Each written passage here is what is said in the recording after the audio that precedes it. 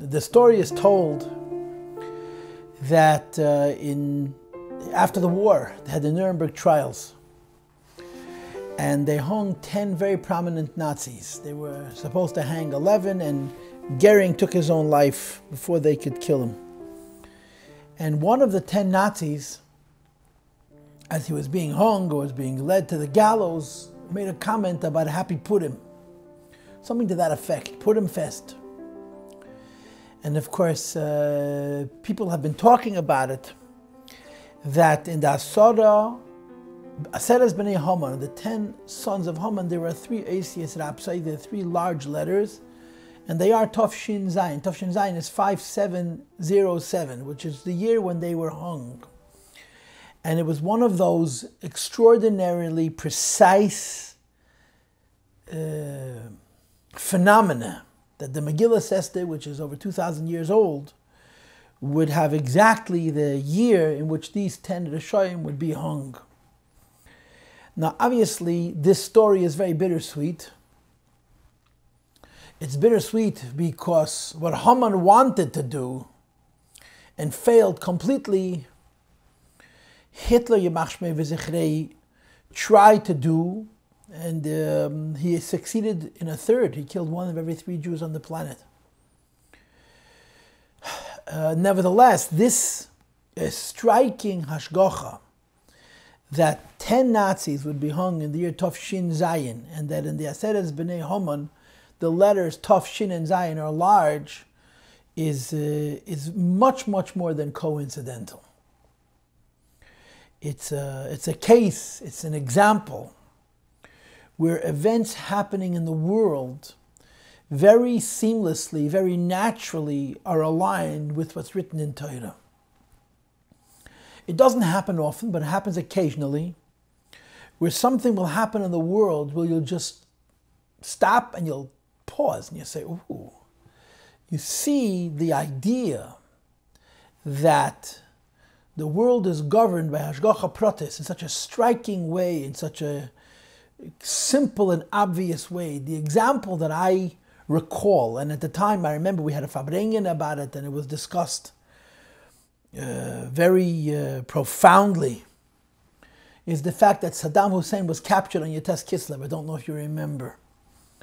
And the simplicity of the Hashgacha of HaKadosh Baruch Hu, that a Rosh of this caliber would find his end on Yotes Kislev with Rosh Hashanah L'Chasidus. And at the time we all talked about it. What's the miracle? What's extraordinary about it? If they wouldn't catch him today, they'd catch him tomorrow. They wouldn't catch him tomorrow, they'd catch him yesterday. And of course the answer is there is no miracle. There is just an aligning between the world and the inner world. The world of Elokus, the world of Torah, the world of Chassidus. And this Tov Shin Zayin detail, as bittersweet as it is, there was so much suffering and so much death, was meaningful to a lot of people. They saw it as a indication of the presence of HaKadosh Baruch Hu in their lives under circumstances where so many were saying Les Din V'Les Dayin and Azav Hashem Es Ha'oretz and so on. And the same is true with the story of Saddam Hussein. Finding him on Yotes Kislev, the way it happened was quite significant and meaningful to people to whom that date has meaning and significance. And again, what's the miracle? They were going to capture him a day earlier or a day later. But the coincidence, the alignment of Ruchnius and Elam Hazeh, the spiritual world and the material world, reflects the presence of Hashem in our lives.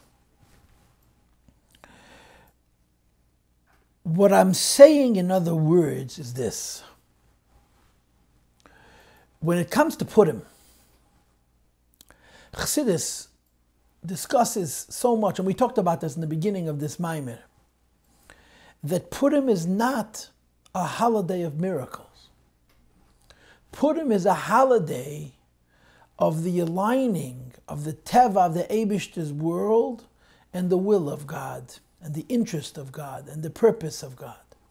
In the Purim story, there are no miracles, other than the precise ordering, arranging of a sequence of natural events which made complete sense in such a way that brought out such an incredible blessing for the Jewish people. The sum total of it is an overtness, is an incredible miracle, but the individual events are not miracles, they're simply coincidences, things that happen b'derech hateva. And of course, when you learn in Chassidus about this idea, what Chassidus says is this, that of course we believe in Hashgacha Pratis. It's axiomatic to our faith that everything that happens is by Hashgacha, everything that happens is by the divine hand, by an individual intervention and ordination of the Mashgiach of HaKadosh Baruch Hu. But usually we don't understand the significance and meaning of it. We believe that everything happens because Hashem makes it happen. And everything happens based on Hashem's will because it contributes to Hashem's purpose, like the Friedrich Rebbe says about the Baal Shem Tov Shita and Hashgacha Pratis, that every prat is negei l'kol kavanos habriyah. There's no tangential, there's no incidentals. Everything is very, very important, but you don't always see the Yad Hashem. And then there are times when you see the hand of God in nature, the hand of God in the world. Now, inasmuch as we see the hand of God in the world, there are a number of ideas. One idea is a miracle. A nes is a revelation of God in a way which is undeniable. Something happens which cannot be explained. Apiteva, nature cannot tolerate this kind of a phenomena, and yet it happens, and yet there are witnesses to it. It's called Nes Shalamayla Min HaTeva. It's a miracle above nature. It's called a Gili of Shem Havaya. The divine presence of Hashem is revealed into this world, and you see the mastery of the Eibishter over His world. But a Nes is called Shidud Ma'aroches HaTeva, the violation of the order of nature as the Eibishter designed it. A miracle breaks nature. Then you have a second category, which is like a Nes, a miracle. But it's Nes Hamalubit B'Teva, a miracle which is concealed within nature. And then you have the miracle of nature itself, where something happens. You cannot call it a miracle, but it's so precise, it's so exact, that it shouts the Yad Hashem. It announces the presence of HaKadosh Baruch Hu in the world in the most overt and the most obvious and the most pronounced and profound and obvious way. And basically that's what Purim is. Purim is not Gili Alakus in the sense of Nes overcoming Teva. Purim is Gili Alakus in the sense of the Teva itself cooperating, revealing the will of HaKadosh Baruch Hu. That's the difference between Purim and all the other Yomim Tevim, even Chanukah, and certainly the Yomim Tevim which are Midei Raisa. In other words, the Purim story is not about a miracle. The Purim story is about a world where God and world are aligned. You know, Mashiach is going to come, yeah? Or in the time of the Beis HaMikdash, particularly the first Beis HaMikdash, there was a way of life. And that way of life revolved around Aser B'Shul Shetisasher. You do what Hashem wants and Hashem does what you want. And there was such a natural continuum between you doing the will of HaKadosh Baruch Hu and Hashem doing your will that no, it wasn't considered miraculous, it was just a way of life. A Yid serves Hashem and Hashem serves a Yid. You know, by big tzaddikim, by special people, under certain conditions, you see the hand of HaKadosh Baruch Hu. When you do good, when you do righteousness, the Eibishter rewards it with goodness and righteousness of His own. But you don't always see that, you understand? There are occasions where nature itself shouts, Ein Eid Milvadeh. The world just announces this world belongs to HaKadosh Baruch Hu. And that's really the story of Purim. That's really the story of Purim. The story of Purim is not a miracle. The story of Purim is the godliness of nature. And this, of course, explains what we spoke again also in the beginning, the fact that the Megillah Esther, there's no mention of Hashem's name. Not once is the name of Hashem mentioned. And it's really odd, because people in their common conversation, ordinary people, mention the name of HaKadosh Baruch Hu constantly. And here you have a Shem Kaddish from Tanakh, a Sefer Kaddish, Kisvei Kedesh, which is written by Ruach HaKedesh, and it's included in the Chavdalat Sfarim, and there's not a single mention of Hashem's name. It's really odd. It's really strange. And of course the answer is that the entire book is the name of God. In other words, the reason there's no name of HaKadosh Baruch Hu, because if there are words that denote names of Hashem, the other words don't denote names of Hashem. So you're contrasting, or you're interfacing, godliness with world. In the Megillas Esther, there's no interface between godliness with world, because world and godliness are one and the same. So every single word is a lakus. Every single word is world. Every single word is the interface between God, between the hashgacha of the Eibishter and the reality of the world. So his name is never mentioned because there's no superimposition of a higher thing over a lower thing, but rather it's all one and the same thing. And as you'll see in the class today, on line 186, the Alter Rebbe brings the pasuk, Ochen ata kel mistater. Ochen, it is true, you are a kel mistater, a God of concealment. Now the simple translation of kel mistater means a God that we cannot see. The deeper translation of kel mistater is a God that you see in concealment. There's no nest, there's no miracle, there's oilam kamin hagi noyeg. Everything is going along normal, orderly, naturally, and yet you see within that hesed, within that concealment, you see overtly Yadesh HaKadosh Baruch Hu, the hand of God. Now the truth of the matter is, the real truth of the matter is, that the entire existence of the Jewish people is Ochenat Kel Mistater. The history of the Jewish people, the survival of the Jewish nation, is the long version of the Purim story. I saw in a Maamar from the Rebbe Rashab that he writes that Kifsa Achas ben Shivim Ze'evim V'hi Mishtameres. The idea that there is one sheep against 70 wolves and the sheep survives in spite of being cast out into Golus and scattered and dispersed and lost, Avdim and Idachim and all the rest. So the Rebbe writes, it's a bigger miracle than the miracle of the 10 Makkos, the miracle of Kriyas Yamsuf, the miracle of Matan Torah. When they were the greatest miracles of all that happened, Shalei al pi teva lagamri, but this is greater than all of those because Jewish survival is extraordinarily miraculous because it's not a miracle. It's just the nature of the Jew. The nature of the meeting between the world and the Jew is that when you look at something in a narrow way, you see suffering. When you look at something in a narrow way, you say, Eiseseinu leira inu, and Enitani de adma. You don't see at all that the Jewish people are extraordinary, that the Jewish people have a special relationship with HaKadosh Baruch Hu, that the Jewish people are honored and honor themselves. If you step back, and instead of looking at one person, or one moment, or one year, you look at a century or several centuries, and you observe the Jewish people over the globe, you realize that Baruch Yezerem Kayim, the Eibishter brings extraordinary tzaddos to the Jewish people, and he preserves them. And preserves them in a way which is very, very difficult to explain. I mean, just think about today, the Jewish people after the war, where the Jewish people have come in the last 70 years. It's completely remarkable. Totally remarkable.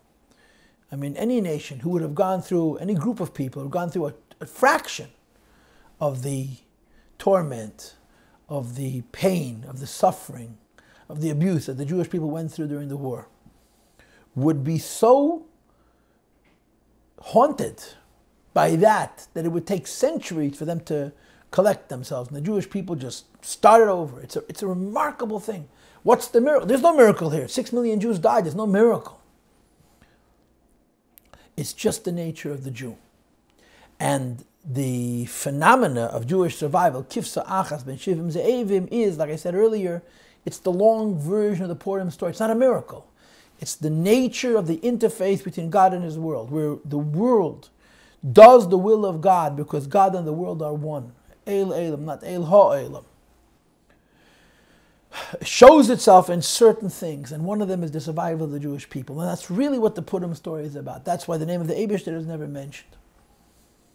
So there's extremes here. One extreme is the concealment. You don't see miracles. There's no miracles. There's nothing in our lives suggests anything extraordinary. Nothing in our life stands out as being above the order of the world as it's designed within the parameters of nature on the one hand, which makes it very dark, very concealed. Kel mistater. On the other hand, you see the Yad Hashem, the hand of HaKadosh Baruch Hu in this world in such an incredible way that you see that the world itself is filled with the presence of HaKadosh Baruch Hu when it comes to these things. And that's really the Purim story. So on the one hand, the Purim story represents the greatest darkness. On the other hand, the Purim story represents how in the greatest darkness you see the absolute truth of HaKadosh Baruch Hu. So when Chassidus discusses this, they contrast this with a miracle. And of course, there's two sides to this coin. One side of this coin is that the miracles of Purim are less than the miracles of Chanukah and Yetzias Mitzrayim and all the rest, because they happen in Chutz La'aretz and Zman HaGolus, so there's limitations. It's lower than the others. On the other hand, it's higher than anything else because you're seeing the convergence of God and world. Even in the time of the greatest concealment, you still see the Hashgacha Al Yena, the hand of HaKadosh Baruch Hu. So the Purim story is a combination of the lowest and the highest. Hashem is completely concealed. And in that concealment, you see the ultimate expression of the hand of Hashem, that no miracle happens. The nature of the world just goes in the direction of the preservation of the Jewish people. And this is also the concept of Purim from the word goydol, a lottery, a lot. And of course, there's so much chassidus about the idea of goydol. There's so much chassidus about the idea of goydol. And we contrast it, or we compare it to the goydol of Yom Kippur. And the concept of goydol is you leave it to chance. You don't use your mind. You don't use your judgment. And chance, therefore, is out of your control. And you throw a goydol, and it comes out on a chodesh, which is very good for the Jewish people. And Haman doesn't even know it, so he thinks it's bad for the Jewish people. And he makes his plans for that chodesh, and that's the ultimate v'napechu, that all of the thoughts that Haman had to destroy the Jewish people based on the principle of goydol, this was the basis for the Nes. So a lottery, on the one hand, is a random thing. There's no meaning to throwing a lottery and pulling a name out of a hat. On the other hand, in a lottery, you have a Gilia Lakus, which is completely higher than Teva.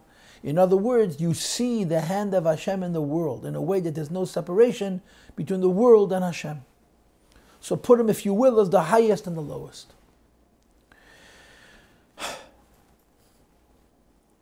And on this basis, we're going to begin tonight's class. We're going to start on line 168, which is where we're holding. V'lachein Amar Razal, which explains the Chazal. Kol ha'neviim v'aksuvim asidim lihibatel. The Rambam actually brings us lahaloch in Hilchos Chanukah, Hilchos Purim.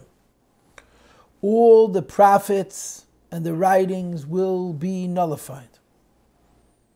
Chutz Megillas Esther, against the Megillas Esther, he brings two things: Megillas Esther and halachas. The Megillas Esther is never going to be nullified, and halachas never going to be nullified. Ein asidim lihibatel, never going to be batel.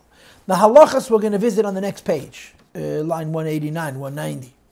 Because the way it works is that the Rebbe is trying to suggest that Megillas Esther and Halachas is Esther and Mordechai. Megillas Esther is Esther and Halachas is Mordechai, as you'll see when we get to it. So the Chazal say,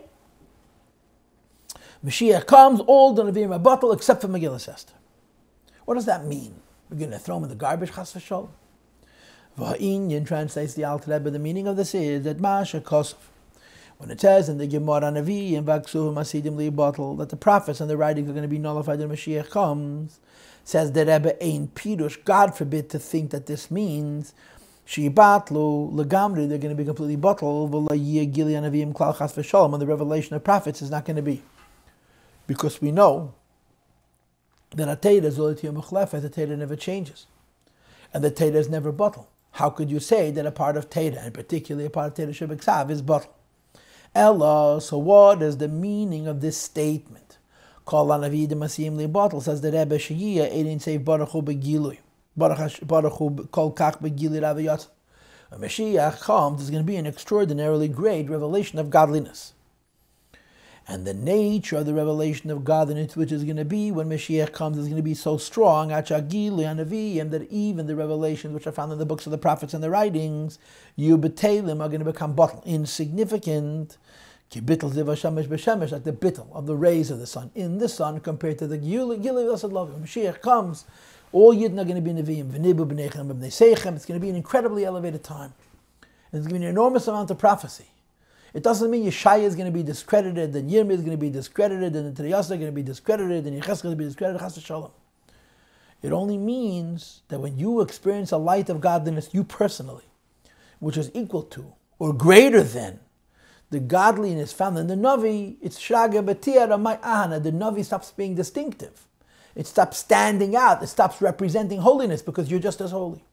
So certainly when Mashiach comes, there's still going to be a Yeshaya and a Yirmiyah and a Teriyasa and a Yecheskel and a Yeshua and a Sheftim Shmuel and a Malachim and so on. But it's going to be bottled to the light of Mashiach, which is going to be constant. She'im hayes, even though Sha'aziv vada yesh le'ed rav bimkede b'yeser se'es me'ha'ed ha'me'el ha'oris v'adoram aleho, that if the sun's light can come millions of miles out of the sun and reach the earth and give it light, life, and warmth, then inside the sun it must be even stronger than it is outside the sun. Inside the sun there's more power, more potency to the light of the sun than outside the sun. Nevertheless, we say that in the sun the light doesn't exist. Ella, the only idea is Shabim Kede, the way the light of the sun is in the sun, who batal, it is in a state of bittul, machmas eid, hashemesh, because it's in the presence of the sun itself, shu makar eid, which is the source of light. So the light of the sun in the sun is even more than outside the sun, and yet it doesn't have any relevance, it does not have any distinctive identity because the sun overwhelms it. Says the Rebbe on line 175, similarly, Kol HaNaviim Hasidim Li Batal, the concept that all prophets are going to be batal is that Be'ed Gili Yin Seif Baruch Hu, there's going to be a great revelation of godliness. She has God, the lost love, which is going to be when the Mashiach comes, as it says, V'ro Kol Basar, V'ro Kol V'Gemet. Everyone's going to see godliness. And since the Mashiach comes, there's going to be a great revelation of godliness. The Nevi'im are going to be overwhelmed by the light of godliness associated with the Geulah itself, and you're not going to see their oir. Says the Rebbe Mashenke Megillah Esther. Al Zeh Omru, so the Gemara says, She Megillah Esther late the bottle. Megillah Esther is different. Why? So Beklolos, the reason Megillah Esther is different is because it is as follows. All of the ideas that the Rebbe just shared are called Giluyim. What is the meaning of the word Giluy? You bring a light from heaven into earth. You bring a light from a source to a place which is by itself cold and dark and death, and you illuminate it and you warm it up and you give it life.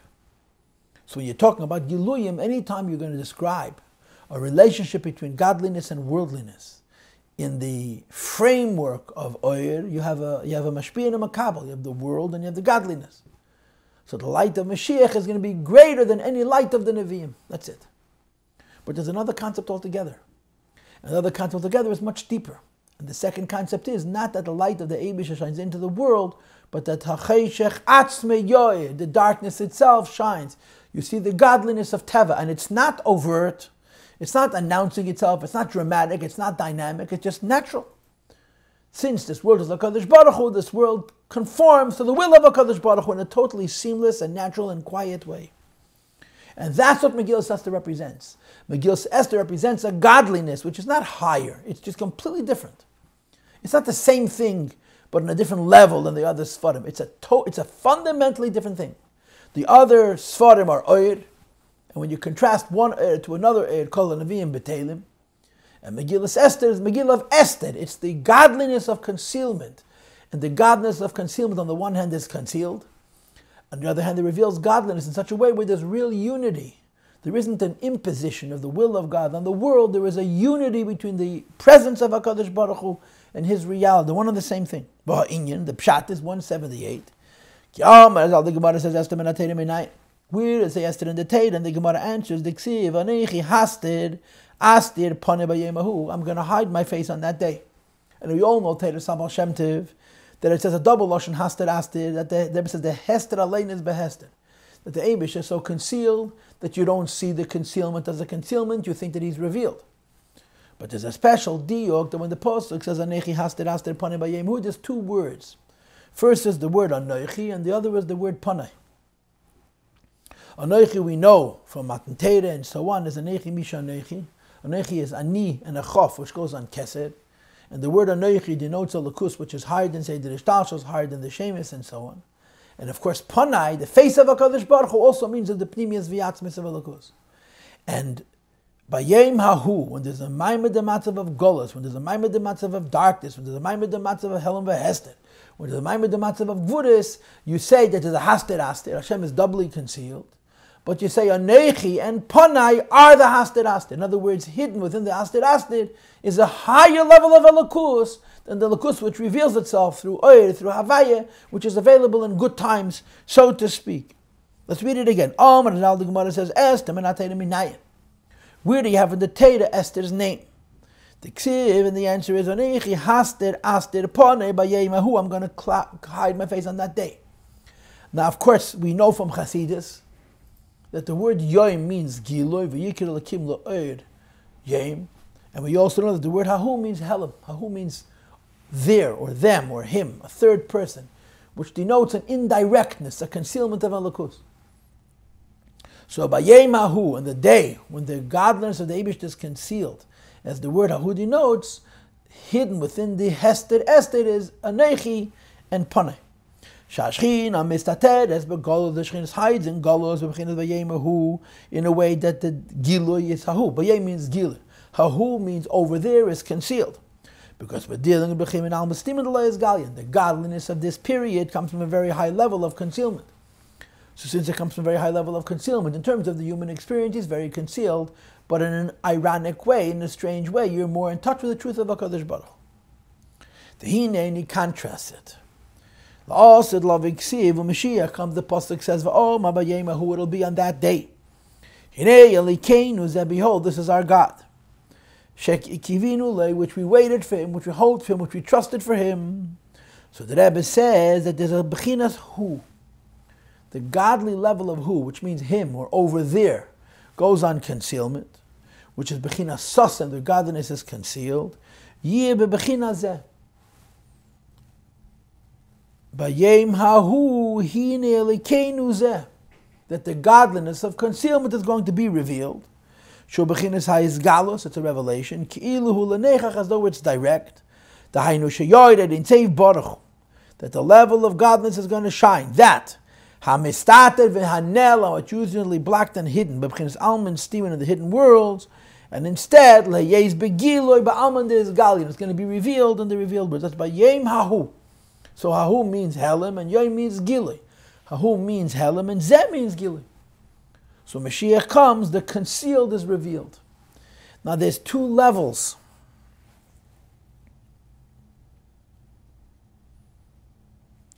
In the idea that what is concealed is revealed. The first level of the idea that what is concealed is revealed is that you're bringing light into the darkness. The second level of what is concealed being revealed is that you see the light of the darkness itself. So the understanding is that Mashiach, when it says Bayem Hahu, is the light which is brought into the darkness to conceal it, and it's not the godliness of darkness itself. That is Purim. Mashenkin Bechinas Esther. Different, the opposite of Bayem Hahu is the concept of Esther. What is the concept of Esther? Shu bechinas haster, aster, ponei, bayemu. Hashem hides his face, bayemahu, on that day.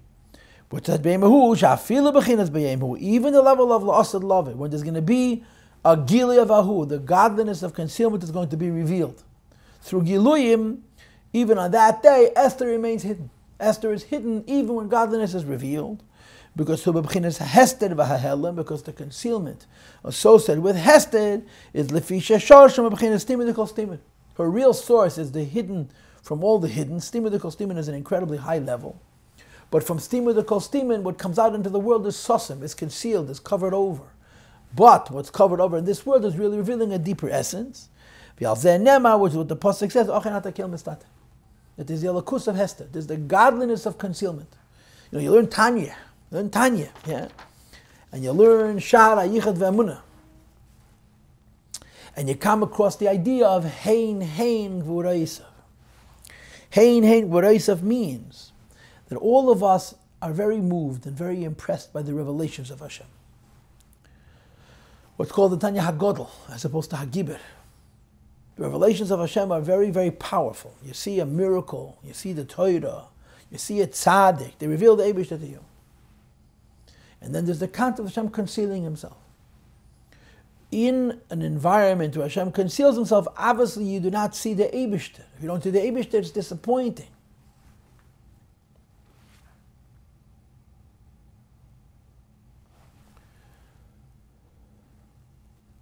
But then there is the idea that in the concealment itself, there is the Eibishter. In the concealment itself, there is the Eibishter. And that's Ochin Ato Kel Mistater. Not that the darkness is replaced by a light, or a light shines in a way that the darkness receives it, but that you see the godliness of darkness itself. I mean, these two ideas are discussed in the Maamar of the Rebbe. The Rebbe has wonderful discussions, like a Purim discussions, where he talks about the two ideas of a darkness which is dispelled by light, and a darkness whose whole idea is that it's a Metzias Bifnei Atzmei, and the godliness that it reveals is the godliness of concealment. And that's what Purim is, and that's what Megillah Esther is. So, although Megillah Esther is a sefer of Tanakh, and Tanakh is Torah, and Torah is Oyer, and when it comes to Oyer, we say that Kol HaNevi'im B'Teilim, the light of Mashiach is going to be even higher. The prophecy in the times of Mashiach is going to be greater than the prophecy by the Nevi'im. But Chutz Megillah Esther, Megillah Esther is going to be there also when Mashiach comes, because Megillah Esther is not a higher light than the light of Mashiach. It's not about light, it's about the godliness of concealment itself. Hine, Eir Kazeh Gadol Miyed, such a light is very powerful. V'Rav Kech, it's very strong. She'ein Lei Bittel, that this godliness has not become bottle, even when it's in the presence of the sun, and the Nimshalis means Elokus, it doesn't become bottle. She'eir Zeh, because this light, Ein Ziv, is not a ray at all. It's the Eibishter himself. The Purim story, the Elokus in Teva, is not a revelation of Hashem in a certain way, it's an expression of Hashem himself, how the world is the Eibishter himself. So that's the Pshat, Kol HaNevi'im B'Teilim, Chutz Megillah Esther. Line 190. V'chein halachas. Just like Megillah Esther stands out even when you have the Giloim of Yemei HaMashiach. Because the Giloim of Yemei HaMashiach are an incredibly great light, but they're a light. And Megillah Esther is not about light, it's about the godliness of darkness, which is distinctive even then. The same is true when it comes to Torah versus Halacha. You know, there's a Sikha from the Rebbe, which is a very deep Sikha. There's a lot of nuance, a lot of subtleties. The Rebbe spoke to Sikha in Tishrei Tafshin Mem Beis. It was for the Siyam Rambam, the last Siyam Rambam, the most recent Siyam Rambam before the stroke Le'aleinu Le'ata. And the name of that Sikha, it's a Lashon which is based on a Yerushalmi, Halachis, Ha'elu Einon B'Teilim Le'elim. I think that's the Nusach. That these laws are forever, the halachas are forever. And the way the Sikha goes, it contrasts the word halacha from the word mitzvah.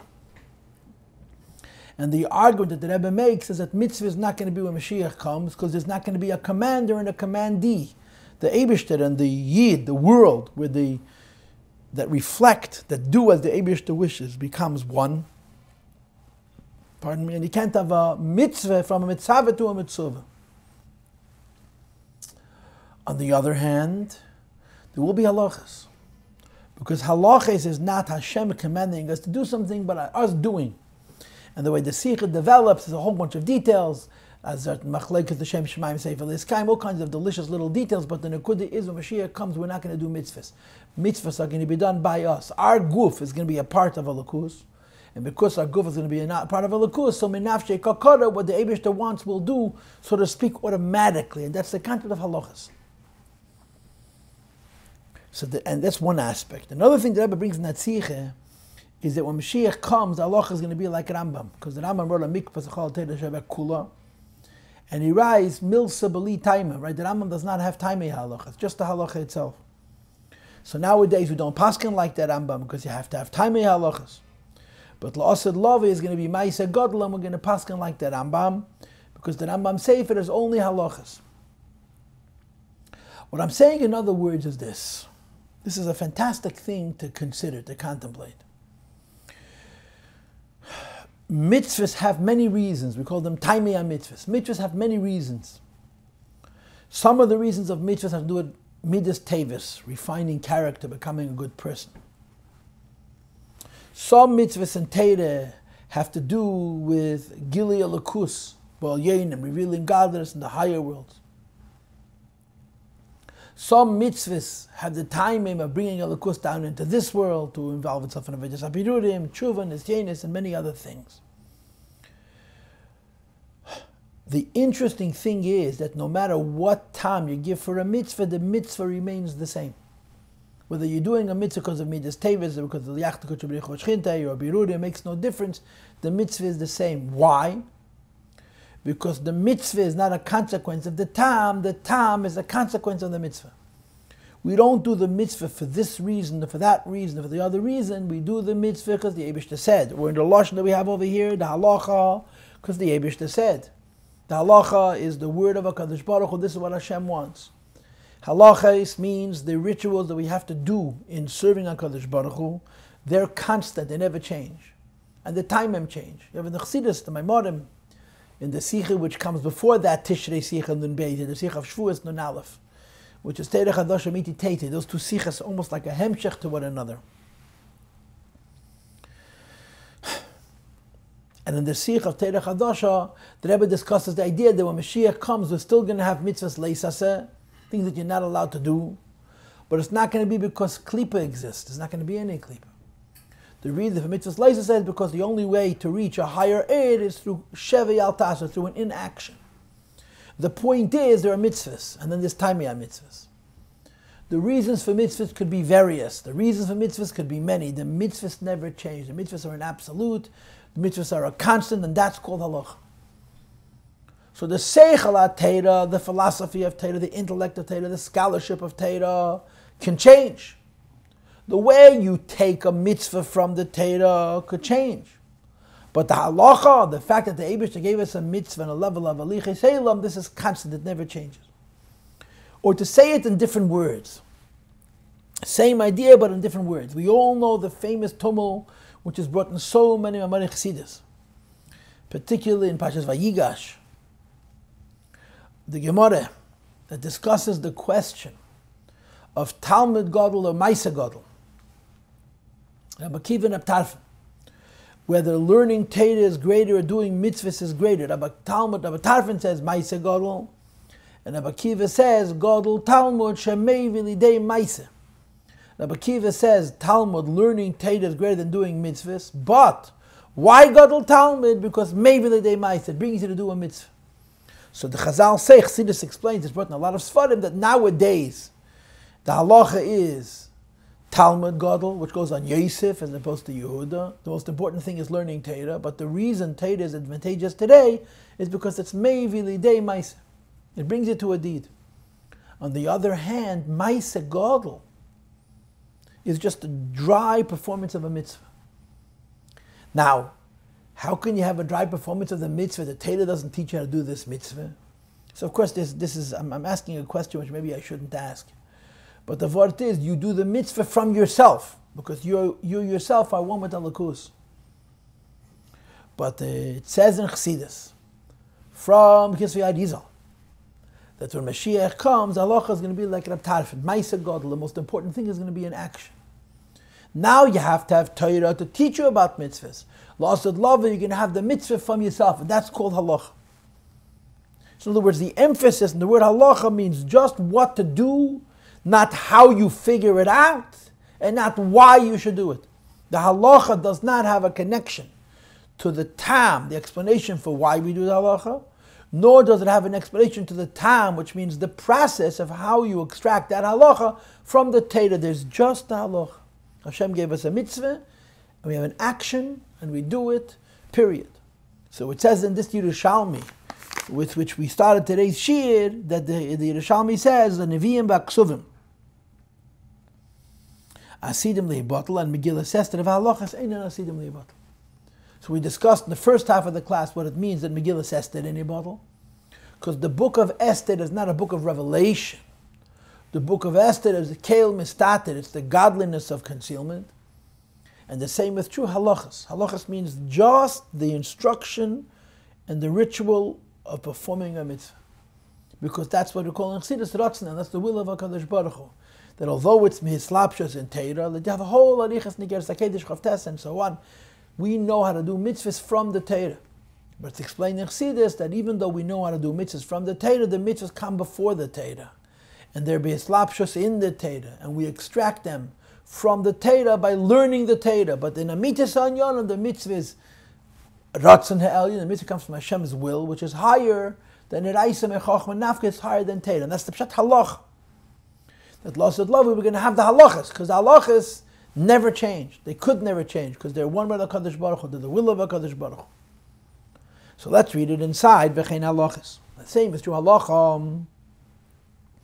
That just like when there's the greatest revelations of godliness, Megillah, Esther will continue to be. Because Esther is not a higher light, Esther is the godliness of concealment. The same is true of halachas. It's not a higher light, it's the absolute unity between God and creation. I mentioned before the example of Me'atzmei Kakara, right? There's I think a Yishalmi, and it's brought in Teisvis and Bavli, that when it comes Moedim, and a person doesn't bow, Shidrasei Nasa Nochash, his spine will become a Nochash, and they connect it to the Nochash HaKadmeni. On the other hand, we say about a Yid, when it comes to Moedim, Me'atzmei Kakara, he bows without meaning to bow, he bows automatically. So the Rebbe's mother, Rebbe Tzimchana Tibet, she related that there was once in the house a minyan in the Dnepr Petrovsk in Yekaterinoslav for a fabrein, for some purpose. And there was a fabrein in the house, so the Chassidim, the Anash, that gathered davened by Rabbi Leivik in the house. The Rebbe was 2 years old, Berech. No, it was not in Yekaterinoslav. It had to be in Nikolaev, because when they moved to Yekaterinoslav, the Rebbe was already 7. It was in Nikolaev, where the Rebbe's mother's parents lived. The Meir Shleima was the Rav. And there was Fabrengen for some occasion, and it was by them in the house. I don't know if it was in Rebbe Leivik's house or it was in his Shver's house, the Meir Shleima.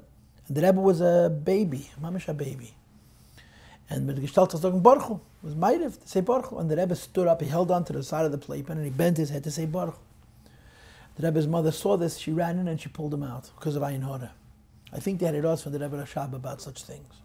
But a child who B'chitzenius could not understand what he was doing, bowed. Me'atzmei kakara. That's a mashal for the idea of halaches einin b'telim. The mitzvah is not something you do, it's the mitzvah is something you are. So just as your existence is your natural state, you're performing, and the halacha is also a natural state. And the Rebbe says, Shehem b'chinas Mordechai. Now we do mitzvahs because we take them from the Torah. Now we do mitzvahs because we were commanded. Now we do mitzvahs for this reason or for that reason, or Yosad Lavi, or some other reason. Yosad Lavi, there's not going to be reasons for mitzvahs, there's not even going to be commandments. There's going to be halachas. And the Rebbe says halacha goes on Mordechai. Now what's the connection with halacha and Mordechai? So the Rebbe says that it says in the same Gemara that we had before, Estem and Ateirim Inayin, of Anechi Haster Aster. So it also says, Mordechai min Ateirim Inayin, the Ksiv Morderer. In Pashas Kisisa, you have the spices that were used for the Keteris.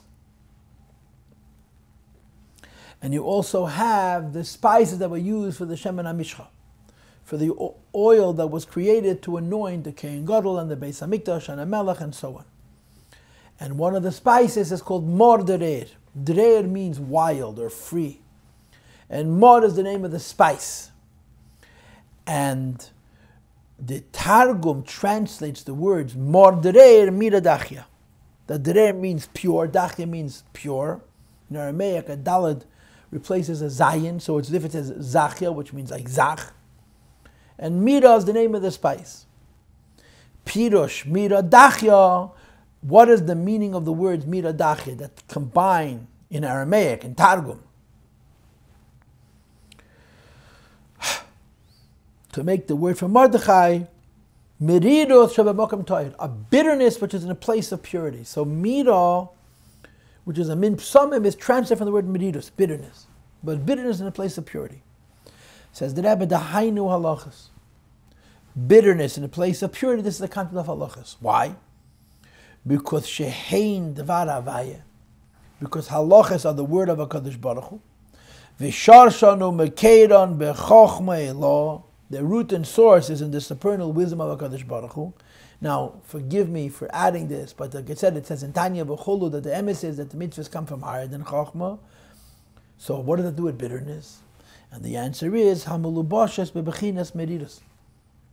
They're invested in bitterness. In other words, gashmis, gasus, elam hazeh, the material, the physical and crude elam hazeh, v'chumris, which is also coarse, ketrumes umaisis, like the physical use of wheat and barley and so on and so forth, wine and oil for trum and maiser and so forth.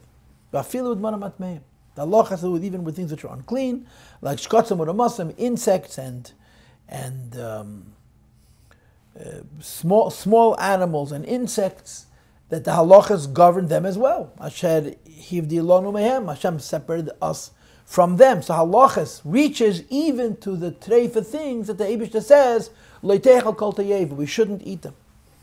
And that's why halacha is connected to Mordechai, because what is Mordechai? It's a purity, it's a transcendence, it's an incredibly high level that's invested in cheshech, it's invested in the bitterness of the world. Mira dachya, a purity which reaches even to a place of bitterness and it remains pure. I'm thinking out loud, and you're not allowed to think out loud, and you shouldn't make these kinds of things up. That I'm thinking from Chassidus, the idea that there's an inyan of tahara which is higher than kedusha, like the shomesh and zat b'taherehi.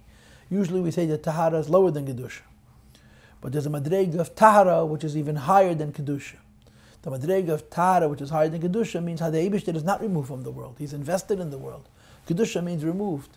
And the madrega of Tara, which is higher than Kedusha, which is the source of the Neshamas Yisrael. I always think of it when you have Mondays and Thursdays. You have Shuv Mecharen Apecha, Hashem Elokai Yisrael, Shuv Mecharen Apecha, V'nom Ro Lamecha. In one of them, we call Hashem Toher, not Kaddish, but Toher. And Yagainu Ashehu Nachlonu. And this Tara, I'm just thinking, I'm speaking without a source, which is really not acceptable, that Pshat Merira Dachya means that there's a purity, which goes on Helam Ha'atzmi, on the highest level, which, because it's so high, is able to come down till the place of Meriras. Which is why it is written also in the Megillah says, it is a concept of 6 months with shemen, with an oil associated with moir. Moir means bitterness. And the way the Rebbe explained moir in this Maimer, moir means dealing with the concealment of a lakus in this world, the bitterness of Elam Hazeh. That Shem and Rebbe Chachmei Law. Oil is a very high level. Hamalabash is Bechinas Meridas, which is connected to bitterness, which is the way godliness comes down to the very lowest level.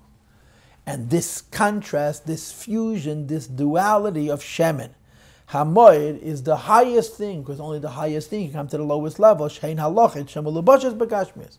It's the laws which are invested in gashmis. So to say it in other words, everything that exists is a chelik elakaz, a part of the Eibishter, the shtik elakos. And halachis reveals it. Halachis means how you see Hashem in the physical things that the Eibishter governs. And you see Hashem in the physical things that Eibishter governs, not through some kind of revelation, but whatever they are, they're a lakus. Pasuk Zemedaber, this pasuk Shisha Chadoshim B'Shem and Ameir is discussing what happens before you go to Gan Eden. Albeit it's not a Shama the Gan Eden. When a Shama is to come to Gan Eden, we say Shisha Chadoshim B'Shem and Ameir and Shisha Chadoshim B'Psamim. Right? Yeah, this is Bavus Tazach Mashpim Havzakocht Namamol Eichet. That before you go to the Rebbe, before you go to the Eibush, if you go to the Rebbe, you have to have Shisha Chadoshim B'Shem and Ameir. This is Tshuva. And Shisha Chadoshim B'Psamim, this is the Reichkeit of Chassidus. That's how it's explained in the Maamarim. I read and I heard Ben Eget Reb Nissen Nemenov, when he talked about the Bocharim getting ready to go to the Rebbe, he would say Shisha Chadoshim B'Shem and Ameir, this is the bitterness of Tshuva. And Shisha Chadoshim B'Psamim, learn Chassidus in the way that you experience the Reichkeit of Getlachat, the richness of Elokus. And here we're talking about the Neshama going to Gan Eden, that there's Shemen Ameir. Shetzarach li is b'Shemen Ameir. You get to Gan Eden by bringing back the Shemen of Meir, of bitterness. Kamay Mezal, Lashna Gemara, the Alter brings this in Tanya. Ashrei Perek Mem, Ashrei Misha Bolakan v'Talmudi b'Yodeh. You come to Gan Eden and you bring along your Talmud. What's your Talmud? A godliness that spans worlds. A godliness which is not contained to a certain reality. There's godliness in the lower world, there's godliness in a higher world, there's a godliness in the higher world still, and then there's a godliness which doesn't know any of those constraints. It's universally the same, and that's called Halach. Shemen Ameir. In the greatest darkness, it's Shemen. And when the Neshama comes to Gan Eden, he comes with Talmud B'yad, he brings along his Talmud. And the idea that these halachas are dafkin dvarim gashmiyim, because the davar gashmi reveals the absoluteness of this level of godliness. And again, he's going to bring 3 mishalim here. But the point of all this is that it's a very high level of godliness, which is therefore why it's able to be godly even in the lowest world. But more precisely, it's not even godliness. It's an expression of how God and world are one and the same. So he brings 3 mishalim. This year is Tafshin Ayin Chest. And this year the Maamar that we had from Lamed Chest, the Rebbe brought from the middle of Rebbe, the same 3 mishalim. Benegay to the idea of Kol HaGavei HaGavei B'Yesi Yered L'Mata Mata Yesi. Same idea is bringing over here. But this is the Alter Rebbe. Here it's a few lines. The middle Rebbe is the big ariches. What are the 3 examples? The first example is Mashal HaAvuka Sham'ir L'Merachak Miyed. The light of a torch, which shines very far, is proof that the torch is very powerful. And this is a mashal from Oyer. And V'chein Chavis Maleya, a full barrel. Shenismala Kol Gedei Seha, it's filled to overflowing. B'shefer Ava Otzum, with a great and intense flow, Acha Nishbach L'chutz Be'ibud, that there's no room within the barrel, so that it bursts through and it falls out and it's wasted. And of course the nimshal again is that when there's so much water in the barrel, it spills over. And this is not oil, this is shefa, right? This is water. Shefa, mhus. And the third example is hashpa atzmis.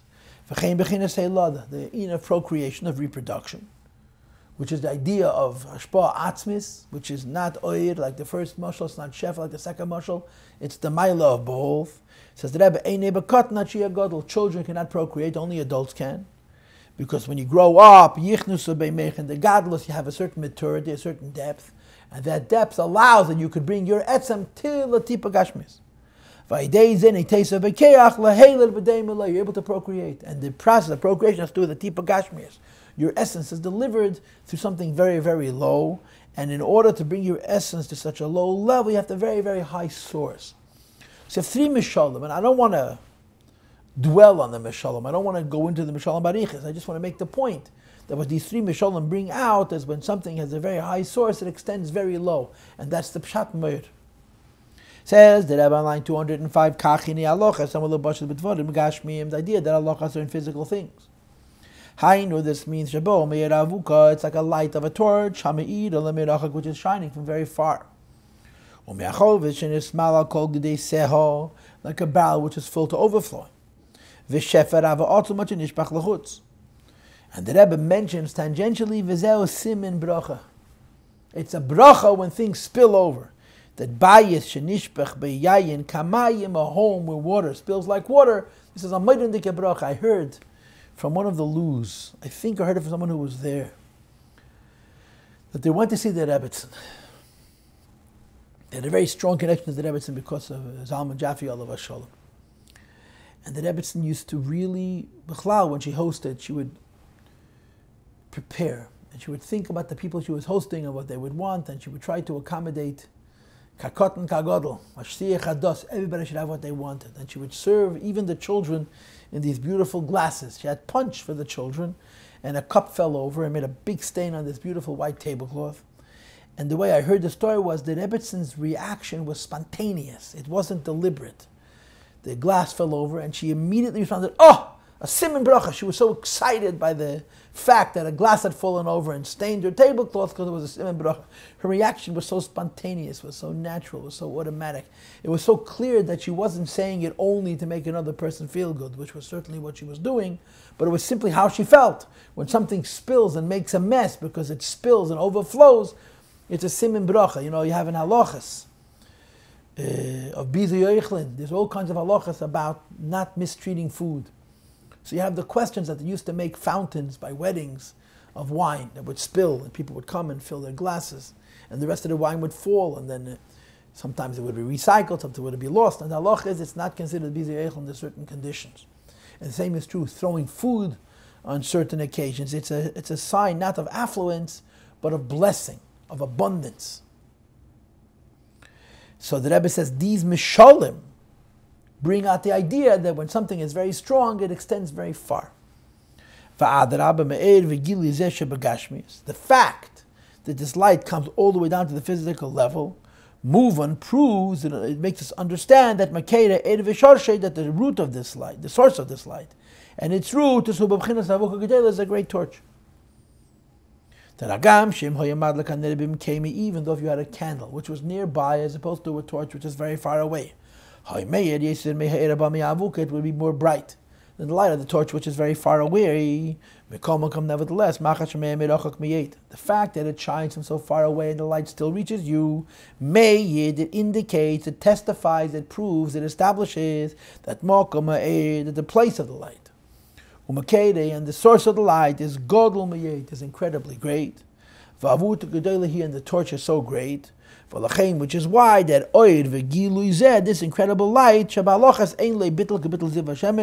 it's never bottle, because there's an incredible potency. And the nimshal is that halachas are forever because they represent the idea of godliness shining from a very high level to a very low level. And again, I'm saying something I'm not allowed to say. Clearly the Rebbe is using the mashal of Eir to explain halachas.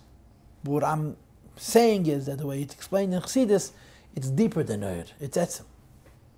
Halacha is, like I told you from the Sikha from the Rebbe, from Tishrei Tavshin and Beis, that there's going to come a time when there's going to be Yom Shem Bem Chayfetz, a human being's physical goof is going to be Elakus.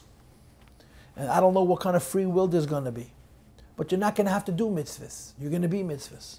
So when it comes time to do a mitzvah, it's going to happen automatically, because this is the mitzias of the Eibush, this is the mitzias of the creation. They're one and the same thing, and that's such halachas. But the phenomenon of halacha is shemen ameir, is mira dachya, that it comes in such a high place that it's godliness even on the lowest levels. So the Rebbe now goes back, v'chein Megillas Esther, just like we spoke about halachas and Mordechai, we go back to Megillas Esther. That Agam Shanes Shel Purim Melubish B'derech HaTeva, the miracle of Purim is concealed in nature. Al Pi Achashverosh, to the intercession, to the involvement of a king whose name was Achashverosh, says the Rebbe, Hiniyad Rabbe, to be sure, Mizeh moving, which proves that Shasheidosh, Agiloi, the root of this light and this revelation that happens through a goy in Chutz La'aretz B'derech HaTeva is Lamayla, who is higher Madreges Ayenes Me'ed, from the highest levels. Like the torch and the overflowing barrel, that it overflows all of its boundaries outward. So you have a Yerushalmi that speaks specifically about Megillas Esther and about halachas. And the Rebbe explains what's the pshat in this Yerushalmi. The time when there's a maximum gili of oyer. Megillas Esther is still special because it's higher than it. And halachas are still special because it's higher than it. And then he says one more thing. This is another thing. In addition to the idea of kol hanaviyim b'teilim, it says kol hamoyedim b'teilim. It's different by Mechazal. That all the Yom Tevim, Pesach, Shavuos, and Sukkot are going to be bottled, chutz mechaniko Purim. And of course, I love to point out that there's three madreges in this inyan. It says kol hamoyedim b'teilim, Pesach, Shavuos, Sukkot are bottled. Chutz mechanike and Purim are not bottled. And what's the third madrege? You have the madrege of Yehovchu Yomim Eil L'Sosanu L'Simcha V'Emes V'Ashalom Ha'Hevu, that the tiny days, the fast days, Asara B'Tevis and Shivasa B'Tamaz and Tisha B'Yavin, same Gedalia are going to become Yom Tevim Ersht. So it's three levels: a Yom Tov that's bottled, a Yom Tov that continues, and a Yom Tov that's brand new. And basically, the idea is the same. Every Yom Tov which has to do with oil, the oil of Mashiach is going to be greater than it. Every Yom Tov which has to do with etzem is higher than oil. And therefore Purim and Chanukah, since they're miracles associated with Mesiras Nefesh, and they come from the Yiddish Mesiras Nefesh, without any cheshbonis, it reveals etzem, and because it reveals etzem, it's going to be also when Mashiach comes. And then of course the transformation of fast days into Yom Tov is going to be even a higher representation of that, because the times of maximum darkness will show itself to be a time of maximum law between the Eibush and the Jewish people. As you know, Zicher, the Medrash Eicha, the Chazal, which is brought, that Titus came into the Beis HaMikdash and he found that the Kruvim were Mu'udin Zebazeh, right? The Kruvim, when the Eibush and Yidden were in a good condition together, the Kruvim would face each other. When the Eibush and Yidden were not in a good condition, they would face away from one another. At the moment of the Churban, they were hugging each other, they were in an embrace. And Titus took out these Kruvim and he showed them to the Jewish people and said, look, your God mocks you. You're being murdered by the millions and he's saying he loves you. So it's brought to Chassidus, the maximum moment of Ahava was the moment of the Churban. Because the moment of the Churban destroyed the Beis HaMikdash and preserved Yidden and preserved Yiddishkeit. But at that time it was a terrible Avlus. Avle was Avelis. When Mashiach comes, you're going to see the Ahava of the Chodesh Menachem of. And then it's going to be greater than any other Inyan. So this class, right, we didn't read 50 lines of the Maamar, discusses the idea that Purim, Megillas Esther, Purim, Malchus, represents Etzem, which is higher than Gila. It's going to be the Yasud Lavi. And we learned it as if there's no Maamar. Right? Our Maamar is about Yaveu, Levush, Malchus. We avoided. We didn't mention Levush. We didn't mention Keser. We didn't mention Sus. We just learned a Maamar, which, and by the way, there are many other Maamarim in the Miktei itself that address the same idea. And Mitzvah Hashem, next time, I'm planning, to finish the Maamar. We're going to go back to Keser Malchus, and we'll revisit Levush Malchus, and we'll reintroduce, or we'll introduce for the first time, Sus HaMelech. This class is brought to you by theyeshiva.net. Please help us continue the classes. Make even a small contribution at www.theyeshiva.net/donate.